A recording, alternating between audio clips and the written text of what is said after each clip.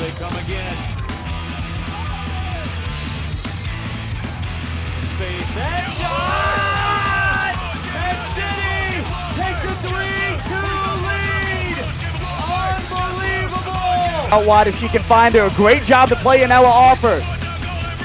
Offer a right-footed ball across. Romine arriving at the far post. It's 2-1. Detroit City FC. Right. Been an eventful couple of days, Mr. Newshound. I gotta say, who said there was no news on Monday? That's a lie. Oh my God! Who says? Yeah, and positive news at that. Very positive news. We know this day was coming. This was built up since they announced they were holding an event at the Mexicano Plaza near the Bagley Street Bridge and near the Ambassador Beer, close by to the Michigan 20 site.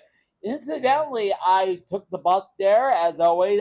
It was a little bit delayed because it rained a little bit. Yeah, they had a little problem with the little issue with the rain. Yeah, so they put you back. I had to work on Monday night at my other job. Yeah. So that's part of the reason why I did RSVP to the PD event, kind of thinking that I would make it down there in time. I was like, no, not gonna make it there by 10 o'clock for my other job.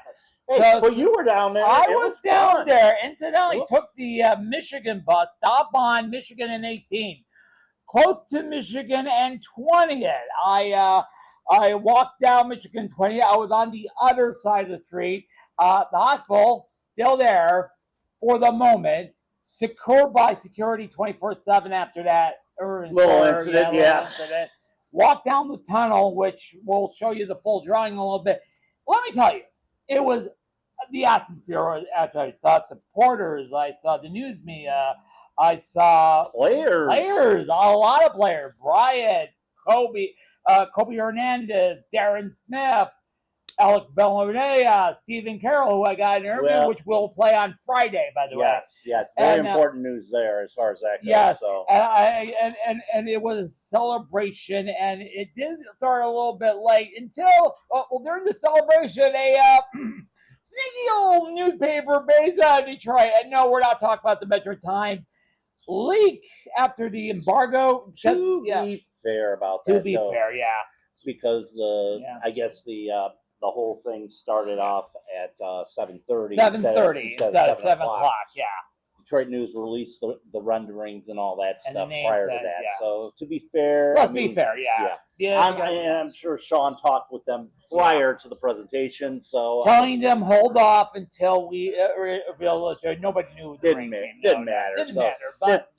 but nonetheless, I had to guard my phone so the name didn't leak out for those who don't pick up the news online. So. Yeah, I know. I think I kind of shared some of those pictures with you or whatever it is, but we'll go over all those pictures too. Okay. I think I got a whole package of what's going on with that. But the big news on Monday was the name of the stadium and the renderings came out, and here's how it all went down. Here we go. I could have never imagined all these faces that would have been a part of this journey. I could have never imagined the ups, the downs, the trophies, the triumphs, the pandemics. These are things I never could have imagined that would have made DCFC so special. But I could imagine that we get to a place like this. Because to me, today, this is about what the Detroit that we imagine. This is about a Detroit that's a place to dream big. That we are here tonight and we've been on this journey, one of the most remarkable journeys in American sports, is a testament that Detroit is a place to dream big and where you can find a community to rally behind you. A community rally behind you that goes beyond the cynicisms and trappings of nostalgia and the despair of all the challenges that are around us on a day-to-day basis. And piece by piece, we can build something authentic, rooted in the community that the rest of America will take notice of, because Detroit's a city that matters. It's a true civic endeavor that puts our values into action in the most sizable way to date so far. And with that, I'm proud to say this will also be the only privately owned and privately financed stadium in Detroit, meaning it's the only pro stadium that pays property taxes. It's the people those partners of ours who invest in us and this community and see its potential. We know for this very special club, this very special community, the expectations are so much higher for this venue. We're working every day to build a home worthy of Detroit, sized for the community that fits into the fabric of this neighborhood, that supports the existing businesses by creating greater economic connections between the communities of Courtown and Mexican Town. It's a venue that serves as a platform for entrepreneurs, whether that's in the concessions or the retail on 20th, and a venue that creates more affordable housing opportunities here in the city, and of course, to create a kick-ass venue to watch soccer. Stadiums are factories of memories, and their names become interwoven into lore in our own personal stories. Castech, Keyworth, and with that, I couldn't be happier to announce our partnership that gets us to our biggest chapter yet, and the name of DCFC's permanent home. Monday with the right foot. It's in the back of the net.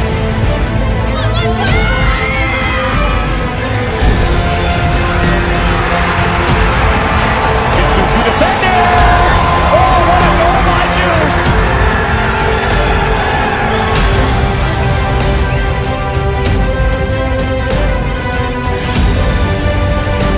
Smith again, the chance.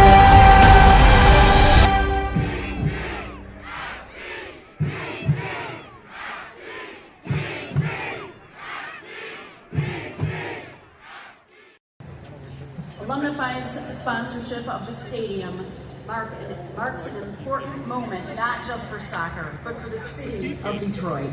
For Alumnify, it's a meaningful investment in Detroit's future and everything this city represents. Really just wanted to say thank you so much to DCFC for recognizing culture, community, and investing in it. I also have my own soccer story. I grew up playing soccer. At Patton Park, at Fort Wayne, eventually joined the neighborhood leagues, playing with Mexican Town.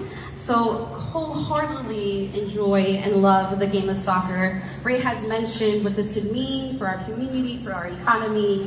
Bianca has talked about what this means to our children, to our families. I have experienced this firsthand.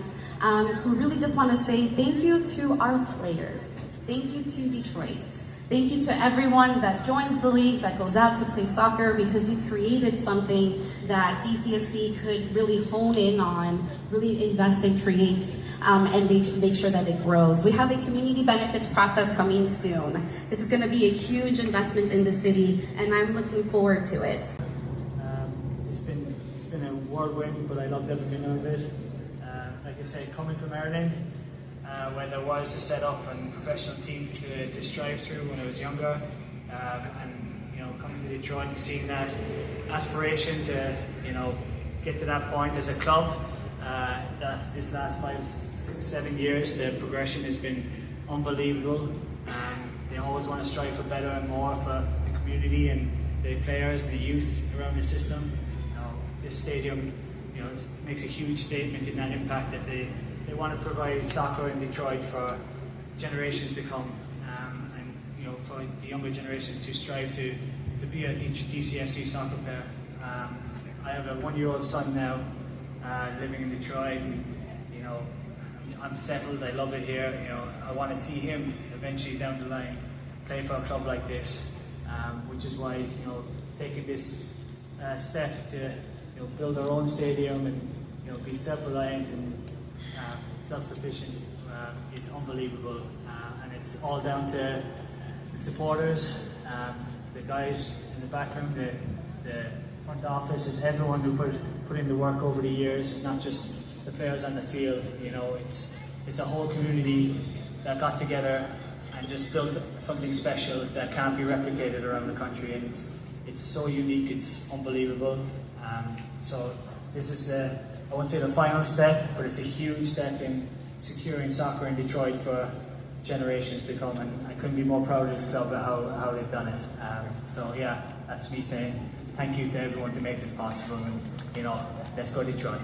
All right, and as I mentioned, the drawings did come out of that. The name of the stadium, Alumni 5 Field, and well, as course. Kit sponsor and everything. Thank you for mentioning that on the USL show last night. Thank you. Because, apparently Kaylor was confused. And he thought it was the women's kit sponsor. Or last year, Ally was the sponsor of everything and all that stuff. Ally's no longer with the club. No. Alumni Fi purchased the kit deal, and they went even further. And now they got the naming rights to the stadium. $150 million stadium. $150 million, mostly privately financed. Yes. Yeah. And of course, obviously the brownfield tax credits, but that'll be paid off over time. But the thing is, 15,000 seat stadium. 15,000 seat, up 1,000 from the initial plan, 14,000 for the plan of USL Premier, promotion, relegation, all that. My first thought, I think you had your first thought 6 months ago. We did not know what Alumni Fi was. No, we didn't.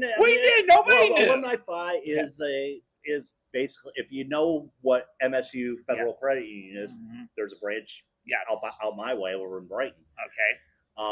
They basically do all the, it's started off as, but they wanted to go and connect with other credit unions and all. So that's why Alumni Fi was created, it seems like. And they ended up purchasing the kit deal, obviously, as I'm wearing one of them right now.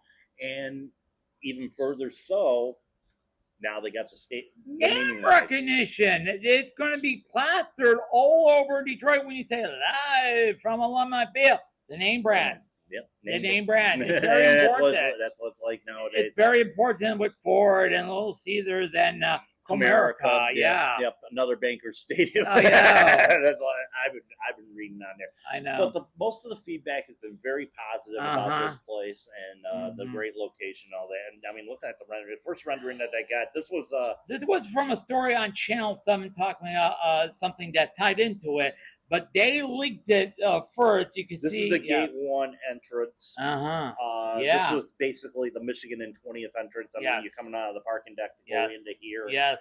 And all that stuff. And you see the big Detroit City mini scoreboard. They have mini scoreboard on the corner with the time and score and all that. Yep. That's something you would see in European soccer stadiums. Yes. You know what I mean? And much in the way that this stadium's going to be, it's going to be, for the most part, like Fulham, for example. Yes. And I hear a lot of talk about Fulham Stadium, Craven Cottage. All right.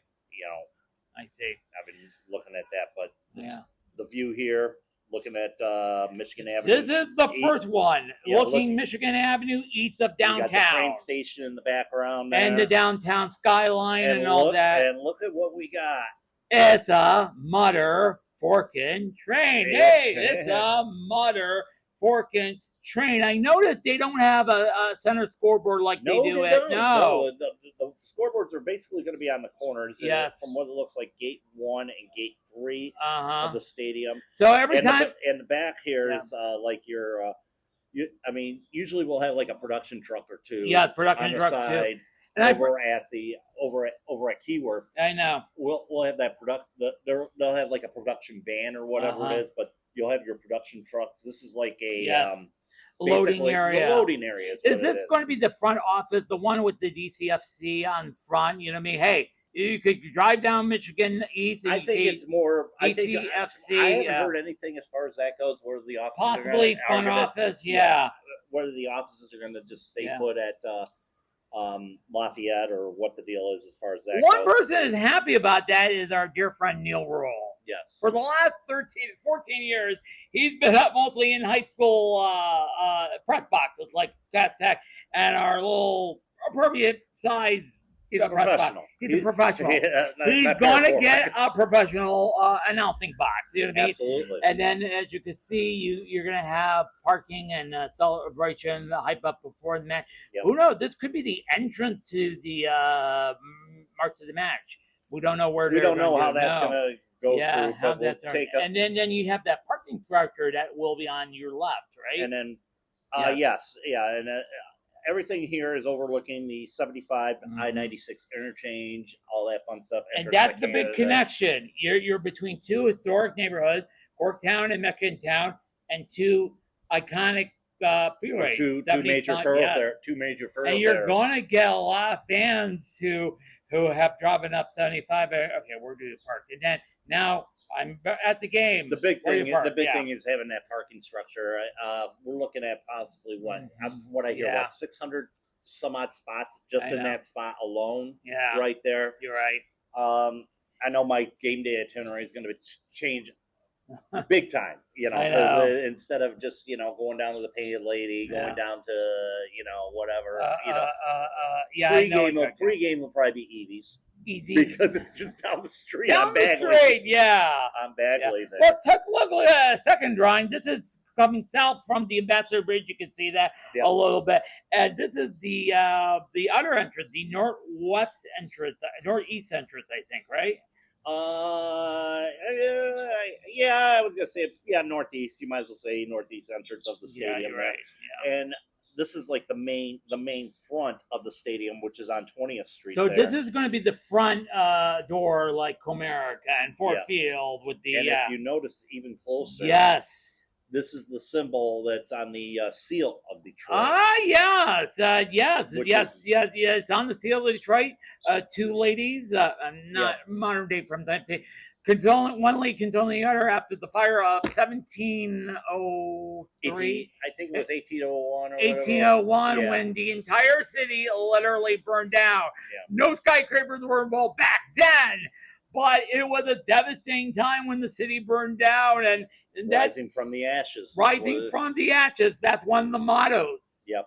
And then I mean, another little cute thing there. maybe a cute thing. If it happens. Right in Gate 1, a statue of Friendly. Eat it, boy! Boy, yeah. A statue of Friendly.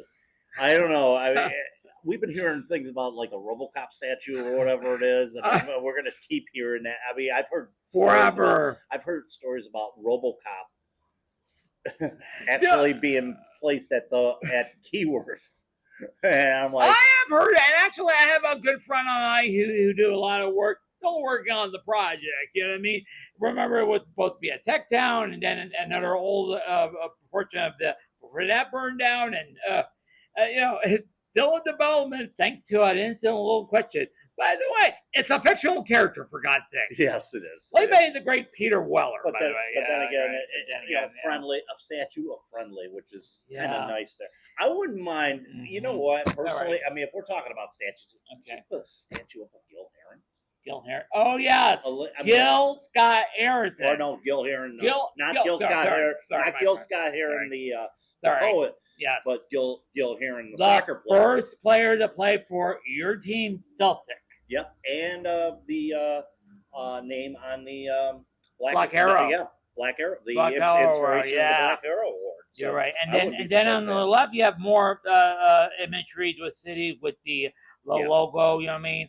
Remember, that could be drawings. I don't know, because like I said, remember when the Red Wings Arena, and you mentioned this in the chat, the Red Wings Arena was supposed to have a Red Wing thing, and we changed it back. No, they slapped the logo old Caesar there. Yeah. of course. So who knows? It's It's still on intended. It's still on, and there you can see there's going to be some food trucks, and that's been our staple keyword. You Oh know what I mean? yes, the food trucks, and I'm Yeah. sure that space that's going to be in between the parking Parking lot, structure yeah. and the stadium will probably be more of a festive occasion where you'll have the food trucks and all that. And don't stuff. forget, you may have concessions inside the stadium. So Yes, yeah, absolutely. So Yeah. So it's going to be a lot, and then that's one thing, concession revenue and Yes, all that stuff. there So it it's is. like So as you're Mhm, looking at yeah. that from that rendering, a lot of covered spaces, nice Yeah. little walkway there between the stadium. So I would think that yeah. I would think you would have more like food trucks and all that Mhm, stuff in yes. that general area. Yes. I mean just by speculation. Yes, there. speculation there, and Yeah. there you have the name Alumni Field. Alumni Field, Yeah. Alumni 5 Field. I would presume the management must be full of the wall that, although it's not sexy like Little Caesar or Comerica or Ford, Now, they get their name out there yes, absolutely. for a local. Now you're yeah. talking Now- March to the Match. Yes. Okay, this is the railroad bridge Yes. above 20th Street. Yes. Okay, and you see Yes. in the rendering. I walked under that, by the way, on our way to it. Yeah, exactly. Yes. And there's a couple bars in that general vicinity Mhm. there that could possibly say, hey, maybe we can open things back up again, and maybe make it a match bar or something like that. Mhm, yeah. accommodate traffic, have a march to the match from there and all that stuff. So, and then you got that walk that would come from there all the way into the area of the stadium. Yeah, it was a little dark when I walked under there. And I'm sure there's going to be, and you have a gate 1, gate 3 and all that, but I'm sure there's going to be multiple gates going into the stadium. And you could see Lumify, the name on the top. And of course, the symbol of the city of Detroit on the outside. Well, there. that's the crest of the flag, and it just like I said, that's one person consoling the other person after the fire of 1812, which is on the city flag, by the way. And the next other side is the city that became that right from the ashes. You know what I mean? Yep, absolutely. So yes, absolutely. And then another picture there of the this is a close up of the main, one of most of these renderings that we're showing you right now are close ups of the two that we saw in the or that you saw at the unveiling. Unveiling, yes. Yeah, you're right. And the thing is too, you're going to look at retail, right? Yep, they're looking at lots of retail, lots of restaurants, and all that stuff. That's part of the reason why they purchased all this land, that, so that they could develop that and make it a thriving type neighborhood in Denver. Oh yes. So a thriving area. Now that's something obviously back in the day with Tiger Stadium, you had all the with the bars and some of the restaurants that you found down there. Which is now the UFO bar, before that UFO factory. Yep. Yeah, I know that. Yep. Yeah. McShane's was something else back then. I think it was the UFO was Hoot McInerney's. Hoot McInerney, that was the official name. Yep. I remember they used to have to say, "Welcome to Hoots." You know what I mean? Of course you had Reedy's Saloon back in the day as well. And there was Nemo's is still down there. And there was a sports outfitter back in the day as well. It's long since down ever since the team. But there's a lot more development going on in the Corktown district, as you know, going up Michigan Avenue. I've been to a couple of those spots down there. It's looking really nice, especially down by where the old Tiger Stadium is now. A lot of retail development going on down there. So, and that's what they're hoping to do in this area, in this the Michigan and 20th area there. Is to keep that, and then there's the there's the lobby. It looked really nice. It looks like basically a gathering place in which that I'm sure there's going to be bars and it's a much more nicer gathering rate when you go inside Comerica Park. It's surrounded a gathering by place and all that, and then you walk around the see. Okay, here it is. I'm walking around the field. Yeah, basically it there. I know. A good view of the corner of the pitch at that point there. To say it's the home of DCFC. Yes, it is. It is. Yes. And it is, like I said, it's breathtaking looking at all the different zooming in on the couple parts of those renderings there. And of course, obviously in the first rendering we showed you looked at the train station in the background. Yeah. So if you're looking for you won't see it so much in the match because of the surroundings. The surroundings with the But overhead. if you're doing like a drone shot, like they love to do a lot of drone shots. I know. I'm sure that's going to be a integral part of our match days there when they do the broadcast. I know. And yes, they're going to have lights on the side of the roof, so it will be it will be bright. It will be a lovely bright. And the thing with that is too is it's not only just going to be a soccer venue. It's going to be a concert venue. It's going to be a concert venue. There's been talk. There's been scuttlebutt on the web or on the Facebook talking about the whole Save the Michigan Panthers.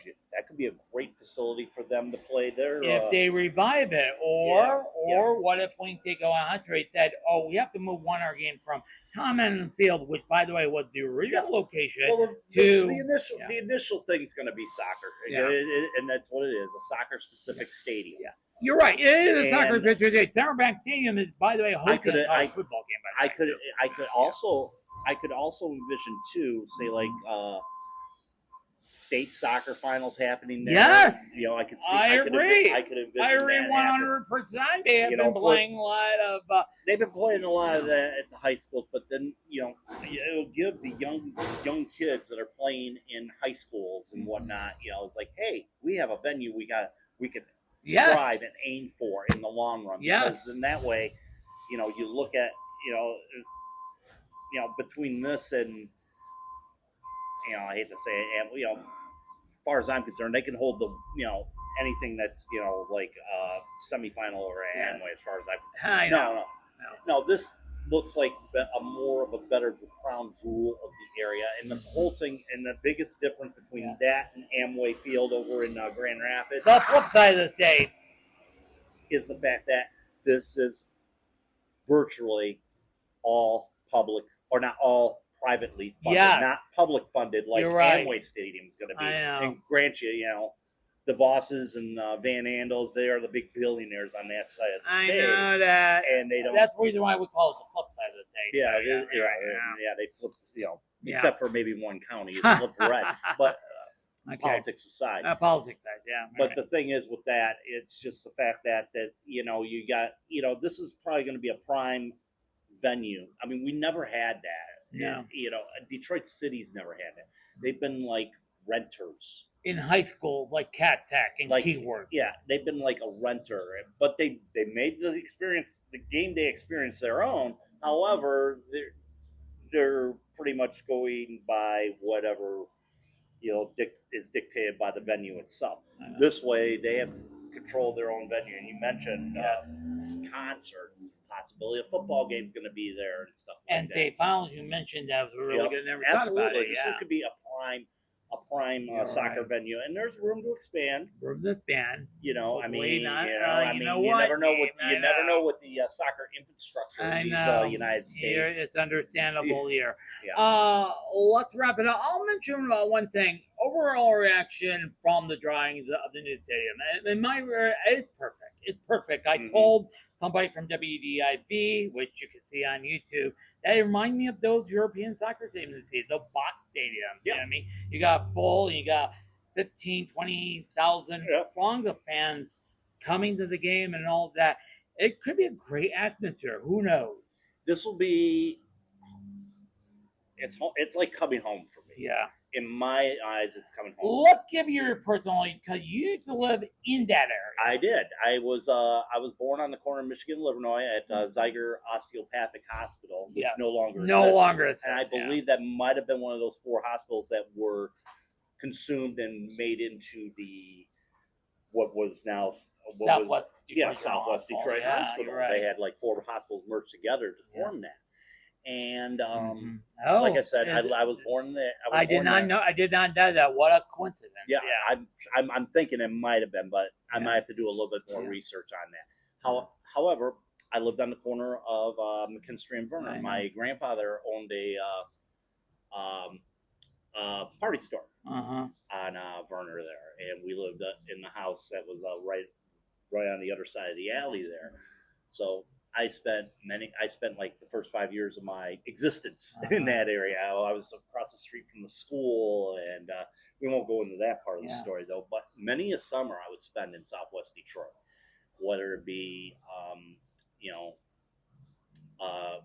my sister would live on off of Junction, and a couple streets there, Plummer and Brandon, and over by Dorby Market, and I can't think of the name of the hardware store that was on the corner of Toledo and Junction there. There was a lot of hardware stores back in the day. I don't think it was Busy Bee. Busy Bee's down by Busy Bee Hardware's down by Eastern Market. And it no longer exists. They closed.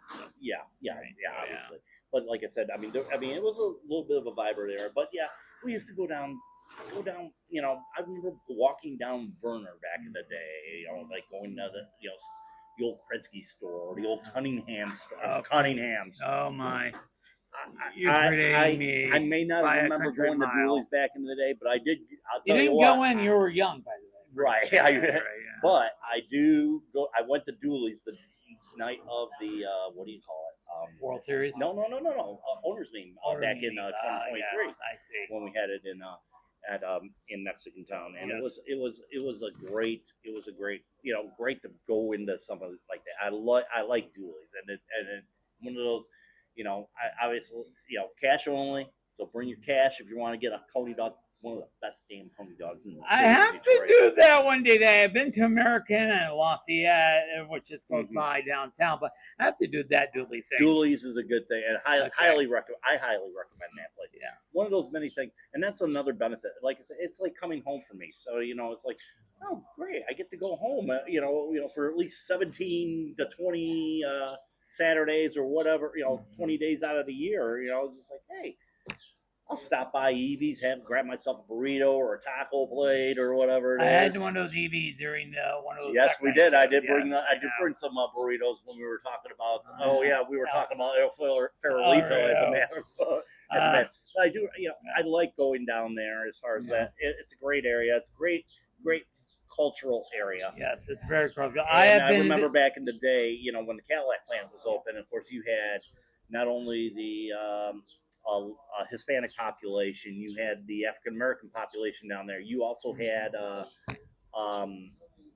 Appalachian. A lot of people came from the Appalachian states to come up and do the what do you call it, or do the Cadillac plant being open. They would work on the assembly lines down there. So it was a vibrant neighborhood basically until the plant closed. Yeah, back you're in, right. Back in late 80s, I think. You're right. That was tough. Late 80s, early that was 90s. very tough back then. I remember I used to live on Google Street, so we know how tough it was. My dad used to work at the old Thorn Apple Valley plant. Oh God, Thorn Apple Valley. That name brings up memories there. I know. I go by a drive.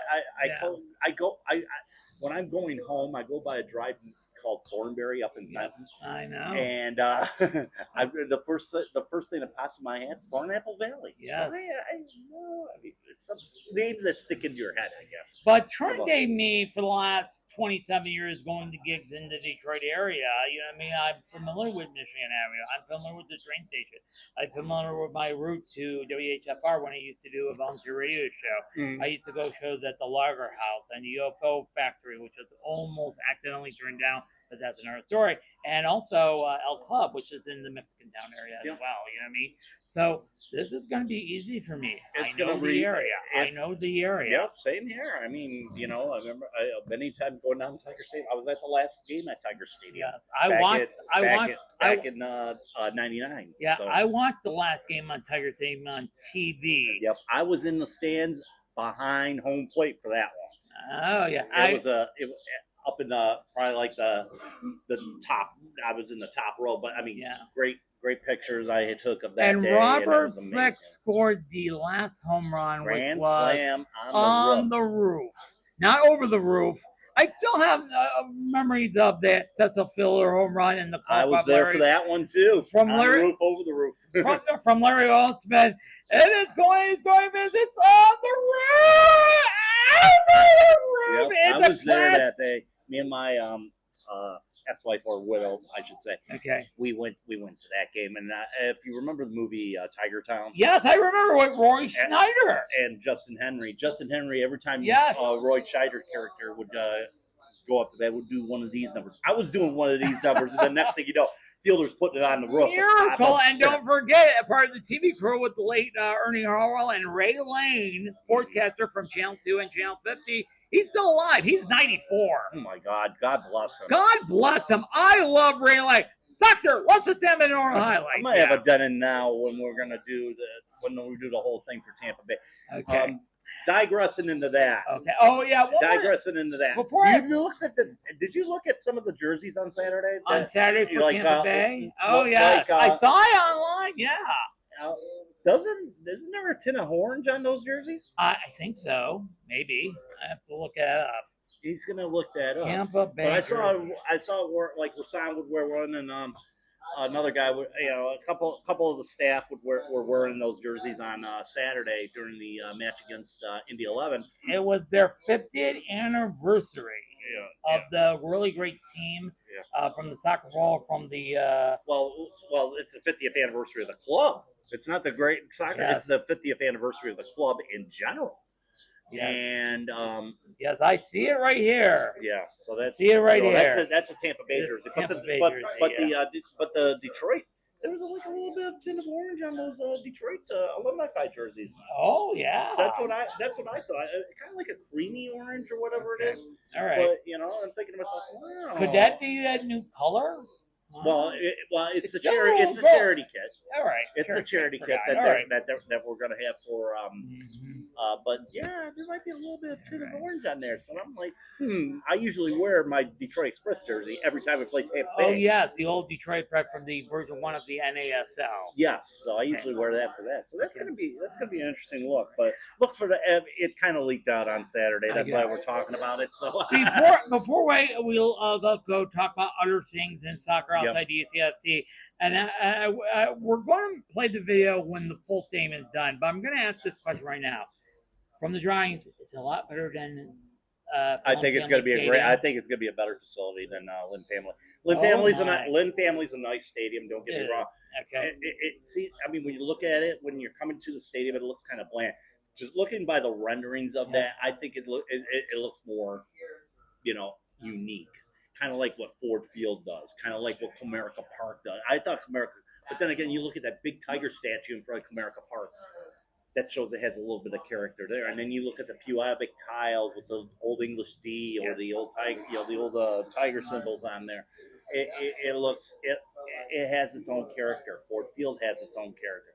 Little Caesars, not so much character there, but I think this one shows a lot more character, and I think it shows a lot more character than the one over in Louisville. Not to say that Louisville's a bad stadium. Lynn Family Stadium is a great stadium. Haven't been there a couple times, and I'm thinking, I think the atmosphere is going to be great, and I'm fully looking forward to making the trek down there regularly beginning in 2027. Tear down the stadium expected to begin this August or September. Or the hospital. Yeah, the hospital. Yeah. Sorry. Yep.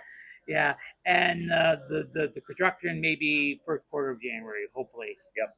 Get that thing going and get that up and running. And by the way, they're going to honor the hospital significant. It was the first hospital that have African American doctors and all that. Absolutely. So we're really good. And one more thing, please do honor Detroit Soccer Past. Not only us, the current soccer team, but all the teams like the Express, the Rockers, the Neon. Even as far back, I think of the days of the old Cougars. the Cougars, the old soccer team from back in the day, back in the plants and all that stuff. Like the Packard had a team, Chrysler had a team, Plymouth had a team, Plymouth, Michigan, Plymouth Motor Company. Yeah, right. You got all those. You have all those as well. So hopefully it embraces and finally something to call home. Yes. I mean, the Express shared the Silverdome with the Lions. The Cougars shared the Tiger Stadium with the Lions and the Tigers back in in the So it's going to be the significant. It's significant to have something of our own, which we are very, very, very grateful and pleased for, and excited. Everybody is excited. Yeah, absolutely excited for this. We've been talking about the new stadium for 30 minutes, which is like we predicted this would be the majority one. Pretty much. But let's get some brief stuff before we head out of here for today. All right. First off, let's give a shout out to Sidney Bloomquist. Oh, yes. Sidney Bloomquist got named assistant coach of Florida Gulf Coast University. And, of course, Sidney Bloomquist played first couple seasons. Yeah. She played at the original team, but that was shortened by COVID. She played a full season a couple seasons ago. She had 3 goals. She's a great defensive player. And she has traveled all over the world. Yes, literally. World travel, played in several different teams in world soccer, and retired from the game and found a spot in the coaching ranks. So that's a congratulations to her. And if you remember, Florida Gulf Coast University almost a decade ago in a little tournament called March Madness, they won their first 2 games, going all the way to the Sweet 16 until they eventually lost. I forgot who. It's not. It's like I said, what a great honor for her. Congratulations! She get all the rewards, and now she's on to her career. By the way, also a little shout out to a member of our this year's tournament, Maya Solis, Maya Solis, Divisional Player of the Year in the and Great all Below first Group. and all first team as well. I know. All first team in the USLW. Congratulations to her on that fantastic season from her as well. Yeah, you're Could have right. been, one of those. I mean, quiet players. I Yes. should say very quiet. I But know. she made her presence felt on the field. You didn't really notice that. Yeah, stuff. nobody really I mean, noticed that, obviously yeah. we noticed the Hannah Crumbs and Kayla Addison's Yes. and One of our player when Hannah Crum was us during the end of the season. Oh yeah, Yeah, Sophia Romine. Romine, You mentioned all those cats. Yeah, you're right. Oh, by the way, let's give a shout out to this year's winner in the USW League, the Utah team. They defeated the first season for those guys. First season, and they defeated last year's champions North Carolina Courage under 23s in the final there. A dominating performance as well, and I think we saw the highlights of that on Saturday during the match between Detroit City and Indy 11. If you were watching the game on CW Detroit 50 or even ESPN. Also, the last time we did musings, when we were still in the Euro Cup semifinals, let's give roses to the England team. Mm-hmm. Yeah, I was hoping. Chloe Kelly. Yeah. Oh man, she's my favorite player. In women's soccer right now. I know. We can't show you highlights because you would not get upset. The thing is with her, it's like when she comes into a game, she makes an immediate impact, and grateful for Arsenal. I'm kind of sad because she was a Manchester City player. Oh yeah. And she got loaned out. I think she ended up getting loaned out towards the end of the year or some transfer deal. But now she's fully with Arsenal there, and expect Arsenal to keep on keeping on. They're one of the top. They're one of the top clubs in women's soccer in England. So I think she's going to make a big difference there. So Couple shout out the champions of USL League 2, and this was a surprise. Vermont Green. It was a big deal. A lot of people say that club kind of parallels us in a way. Oh yeah. And they've been sticking the amateur route and all that stuff. And if you're talking about one of the poster childs for pro rel in this country, that's one of those poster childs. And I've been hearing a lot. Vermont don't have a professional team. This is the closest thing yet, and they outsold by twice because they were standing room rolling. And you're right. They draw well. They call it the Bernie Bayou. Bernie Bayou. The Bernie because Bernie Sanders, of course, is the senator from Vermont and a very big fan. Yes, big supporter of theirs as well. So also, let's give roses to the champions of our old league, NPSL. Hickory FC. They went to the UPSL. UPS. Oh no. Yeah, we're no longer. We're not in UPS or NPSL. NPSL. Hickory FC beat the Burrito Boys to win the NPSL title. You know what I mean? And the Burrito Boys are already officially in the next year's Open Cup. You're right. These guys are eligible as well. So both those teams, Vermont Green and Hickory, are eligible for the U.S. Open Cup. Okay, and before we wrap up all things, there were two USL Championship news to note. Las Vegas. Big one. Yes. Are you talking about the one yesterday? Yes, I am talking about the one. Danny Trejo goes to Vegas via transfer, so the experiment did not work out with Mark Riggs and. No, I heard it was Oakland. I heard it was Oakland Roots. Yes, Oakland Roots getting better now. Yes. It wasn't Las Vegas, but it was Oakland Roots. Yeah, that's right. That he's going to. But the experiment didn't work out. The combination of Denny Trejo and Roman Donis didn't work out. No. They had it told. Their coach got fired. They wanted Mark Raines, and same with Oakland. Oakland had theirs, but they're in that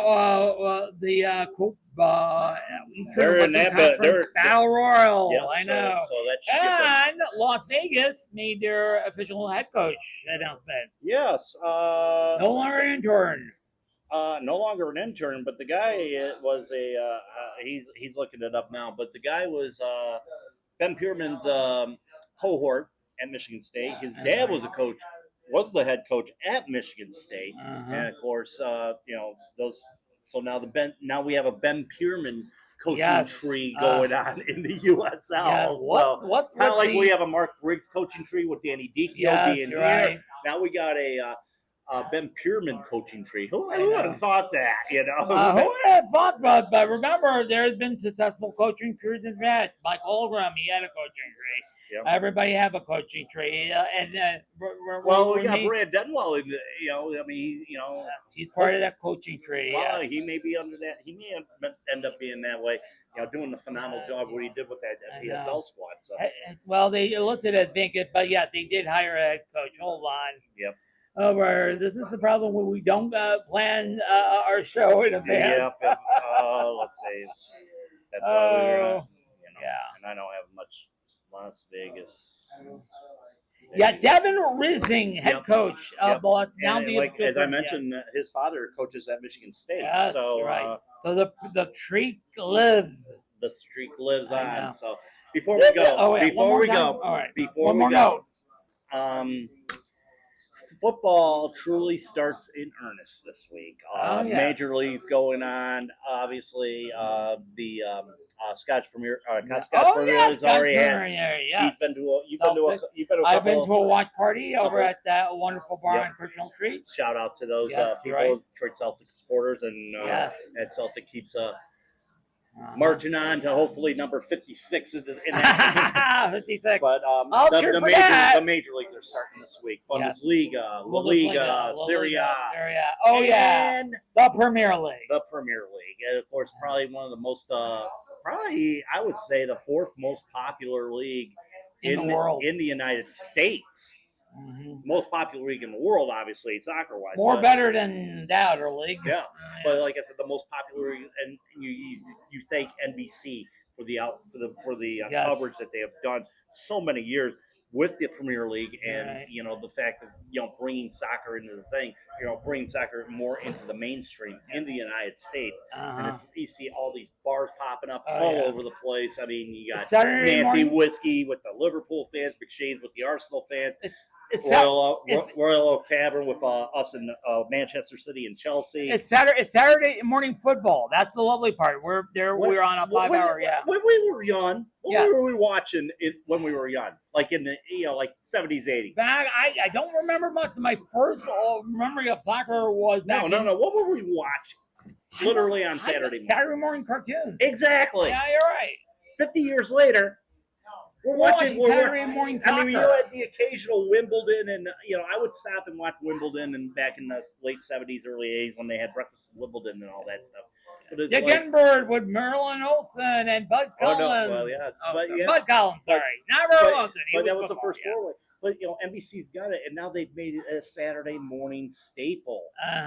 And you have games at 7:30. You have a game at 10. You have all the games at 10:30. Of course, the 12:30 matchup, which is kind of like the replaces the American Bandstand, because the American Bandstand used to come out. Yeah, I remember the American Bandstand really well with the late great Dick Clark. It's become huge. There's a lot of supporter clubs throughout the country. I know. And for the most part, and like I said, it's become very huge in this country. So we're going to dabble into it. What do you think? Who do you think, personally, taking a fly at it, who do you think would be your winner for the Premier League this is going to be the seat on my pants, but I would not be surprised if Liverpool win their 21st title. And by the way, they're spending money too. Public disclosure, you don't like Liverpool. I don't. Okay. They're spending money too, where they need to, where they haven't done in the last couple of years, and getting players in there. Yeah. Obviously, losing Darwin Nunez is probably going to be a good thing for them. Right. The biggest loss, obviously, is Diogo Jota, who tied in a car accident last month. Yeah, that's tragically that's going to be. But you still have Salah. You still have Salah. You still have I'll bet Elliott. I mean, you'll still have all kinds of players coming in there. Diaz is. I don't know if Diaz is part of it. I'll bet you one thing. This season will be on emotion for Jojo. It is. It's going to be a season of emotion. Yeah, and they're heavily favored according to one of the betting sites I was looking at right now. You know what I mean? One thing you never count out in that Premier League, and I know they finished third last year. Yeah, Manchester City. You're going to have a healthy Rodri back. I mean, even though Kevin De Bruyne is no longer with the club, Trying to think here. Obviously, Erling Haaland's going to be, back in full form again. I think they're making waves. I'm trying to get a goalkeeper. Yeah, you're right. From what I hear, from what I've been reading from the transfer window. Yeah, you're right. But also another team and stuff like that. But that's probably going to be my pick to win the Premier League. So I mean, don't forget, one team did not sneeze on Chelsea. They had a great summer. Chelsea spends money like Chelsea spends. Yeah, they had a great summer. They won the club. They're the world champions. They won the Club World Cup, for God's sake. They're the world champions. They could be a contender. And but here's the problem there. You got Rodri's going to start.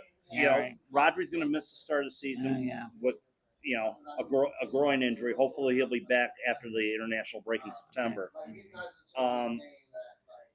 Tajani Reinders impressed in. He can play multiple midfield roles. The Jack Grealish situation. They're trying to get him. He's sounds like he's going to be loaned out over to. What do you call it?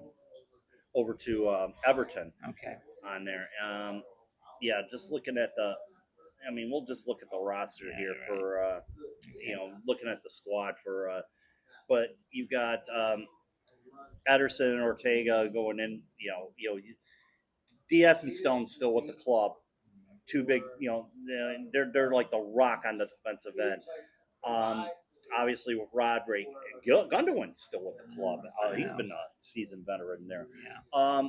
One of the players that Marmoush, he impressed well during the Club World Cup, and I'm thinking that they're going to be Jeremy Doku showing signs of improvement as well. So, and of course, the ever reliable and ever so popular Phil Foden as well. Phil Foden, English national, and I mean, he may not put up the numbers, but he makes an impact on the field.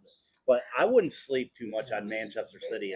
Okay, that's who. Of course, I'm going to pick Manchester City. Yeah, Manchester Until City. further notice. Who do you got behind the bench? Who do you got on the bench? Who do you got on the touchline? I don't know who. Pep Guardiola. Pep Guardiola. Pep Guardiola. You have him on the touchline. That's why I don't count Manchester City out as far as that goes. Now, as far as the bottom goes in the Premier League, we got three new teams in the we got three new teams in the league this year. Leeds coming back in. Sunderland. That's the story there, and trying to think who else is part of that three there. Sunderland, Wolves is back, West Ham, Burnley back in the Premier League this year. Out of those three teams, what team's going to make it? Make up those three teams. Make it out of relegation. Burnley, Sunderland, and who's that other team? Leeds. All right, Sunderland will keep that up. Leeds, maybe. Burnley, no. I don't. The double flusher will flush down, but also I forgot who goes down along with that. Okay, you said Burnley's going down. Who else do you have going down with him? I have no clue, but I would not be surprised. Could this be the year? Oh boy, I don't want to say this. That last year they finished dead last without being relegated. I'm talking about Manchester United. I wouldn't worry too much about Manchester United being in the relegation zone. They're not going to go down the double flusher. I'm not going to worry too much about. I mean, there's so many problems down there. I think they stay up. Okay. I'm going to say Burnley's going to be on the way down. Yeah, right. Leeds, they haven't convinced me enough. No. Where I mean, I get it. American ownership, also owned by the 49ers, the owner who also owns Rangers. So Rangers. Oh, okay. All right. So as far as that goes, they may stay up. I mean, I like the tradition of Leeds. They may stay up. I'm figuring that. One team I've got to be worried about though is West Ham. Oh, West Ham United. I gotta be worried about them. And then my other club that I want them to stay up, but I don't think they're going to stay up, and it's going to be Sunderland. I think it's going to be Sunderland too. So it's going to be two out of it's the last 3 years. All the three teams that have moved up dropped right back down. Yeah, you're right. It's been a revolving door. Revolving door between the championship. You're saying we're going to try again, get the golden ticket. But here's the big question was asked by ESPN. Do you think Wrexham will get their lucky golden ticket now to get into the Premier League? There's still a lot of good teams in the championship that are, Birmingham City now with Tom Brady's backing is going to be a little bit stronger. There's, it's not just. I mean, it's not just. I mean, like I said, it's not just them. That they have to fight against. I mean, you're looking at other teams. Blackburn Rovers is another team. West Brom. Always got to worry about Millwall. Leicester dropped down from being back in the Premier League. There's still going to be a little bit of a fight for them as far as that goes. Getting into the top four or getting into the top six. Top six. Top two get automatic relegation. To get in I could see them in the championship playoff. And 3 to 6, they're going to have to fight for it. Yep. And they get a little trophy, not the golden ticket. I always thought they get, hey, here's your golden ticket. No. Here's your trophy win the promotion playoff. Yeah. Derby's garbage. The other DCFC. Derby's garbage. I've been following that team for a long time. I think they just got themselves back in the championship. I'm not sure. I don't really follow the championship that much, but I mean, you're looking at possibly teams like Norwich, Leicester, Swansea's always usually in the top. And Sheffield Wednesday right now with all the troubles that they've been having. I know. Over there. But needless to say, it's going to be a fun season. You can see the Premier League on NBC proper. USA, Peacock, and all. Don't forget the Euro League, Serie A, and Bundesliga, ESPN Plus. I think the Italian League is on CBS Paramount Plus. Serie A is on CBS Sports Network, Paramount Plus, and all that fun stuff. And also the EFL, English Football League, is also on Paramount. And what about the French League? Is it on Paramount Plus? I think French League is still with BN. BN? Okay. All right. I haven't heard anything about that one. All right. I think they're still with BN Sports. There's plenty of places where you can watch soccer nowadays. So, and by the way, speaking of plenty of places, don't forget, we're going to wrap this up Friday. Yes, Friday. Big game in prime time. Prime time. Detroit City taking on North Carolina FC. Their first meeting of the season. I can't believe it. We're deep in the end of the season. Game you can see on CBS Sports Network. 7:30 kickoff there. We'll be at the clubhouse talking about Saturday night in Detroit, and we promised you a Stephen Carroll interview. I talked to him for briefly. We talked about the new stadium and his health. There was big news coming out of that. Stand by. Stay tuned for that. We'll see you Friday from the clubhouse as we preview North Carolina and Detroit City. Until then, folks, keep your feet in the ground. Keep reaching for the galaxy.